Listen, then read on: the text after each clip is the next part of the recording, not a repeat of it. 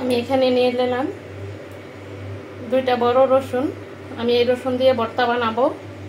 আর কড়াইতে দিয়ে দিলাম 1 থেকে 1.5 চামচ সরিষার তেল। আমি এখন রসুনগুলো ভেজে নিব।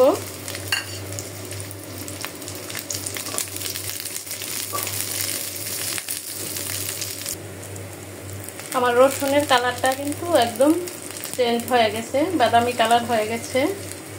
রসুনও সিদ্ধ হয়ে গেছে। দেখুন রসুনও সিদ্ধ হয়ে গেছে। আমি কিন্তু একদম লো আঁচে দিয়ে রসুনগুলো সিদ্ধ করে ভেজে নিলাম।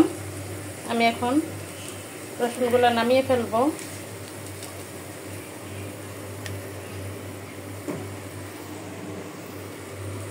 আমি আবারও 1-1.5 চামচ সরিষার তেল দিয়ে দিলাম। এখন আমি পেঁয়াজটা ভেজে নিব।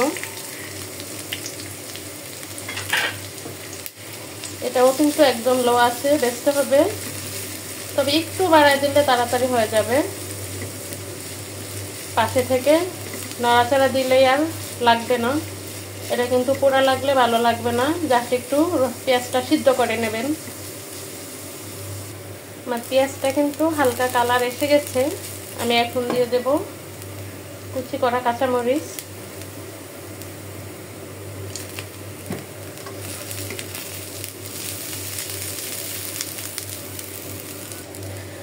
আমার পেঁয়াজটা আর কাঁচামরিচটা কিন্তু প্রায় সিদ্ধ হয়ে গেছে।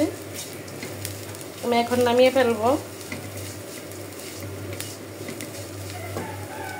আমার পেঁয়াজ রসুনগুলো কিন্তু ঠান্ডা হয়ে গেছে।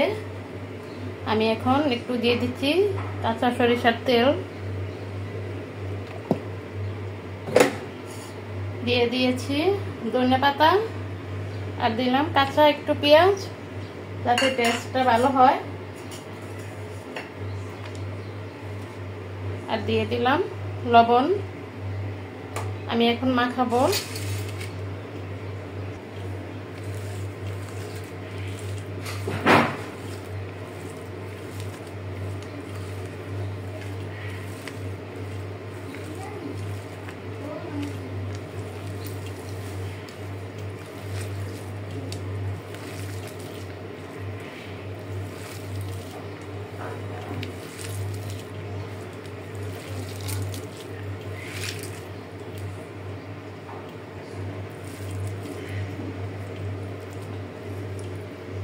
আমার ভর্তা মাখানোটা কিন্তু হয়ে গেছে।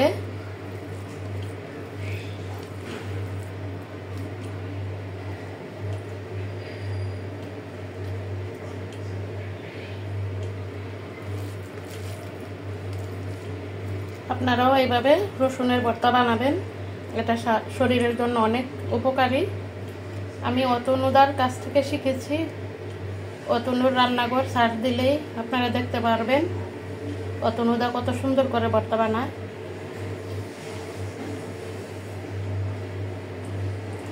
আমার ভর্তাটা কিন্তু কমপ্লিট হয়ে গেছে।